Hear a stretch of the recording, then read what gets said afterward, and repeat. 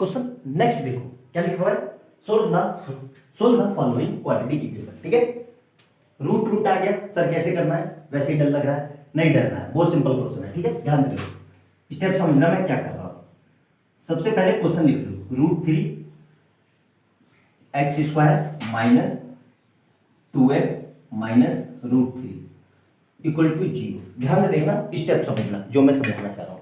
सबसे पहले जो यहां दिया हुआ है, ये यहाँ पे कितना दिया हुआ है, रूट 3, इस रूट 3 की इस रूट 3 से मल्टीप्लाई करो। ठीक है, जो एक्स स्क्वायर का क्वेश्चन होगा तो क्या आ गया, यहां से रूट 3 इंटू रूट 3, मतलब क्या आ गया हमारा 3। अब हमें 3 के ऐसे फैक्टर करने हैं जो प्लस या माइनस करके तो 2 आ जाए और मल्टीप्लाई करके 3 आ जाए।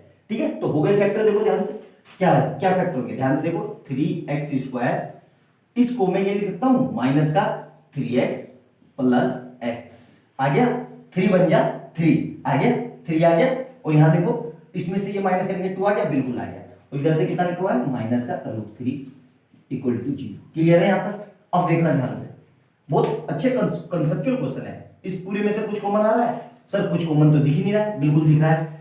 रूट 3 एक्स स्क्वायर ऐसे ही रहा, माइनस इस 3 को मैं ये लिख सकता हूं रूट 3 इंटू रूट 3। आया समझ में? Highly conceptual question, into x. और इधर क्या है, प्लस का x minus root 3 equal to 0।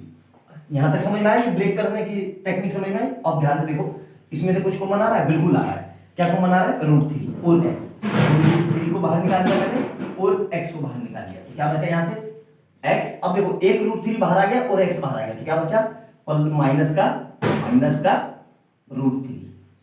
Clear है? अब ध्यान से देखो, यहां से कुछ कॉमन आ रहा है, बिल्कुल कुछ कॉमन नहीं आ रहा है, तो प्लस का 1 कॉमन ले लो, तो यहां क्या बचा हुआ है, x minus root 3 equal to 0। या इस तरीके से भी समझ सकते हो, देखो यहां पे x है, यहां पे x है।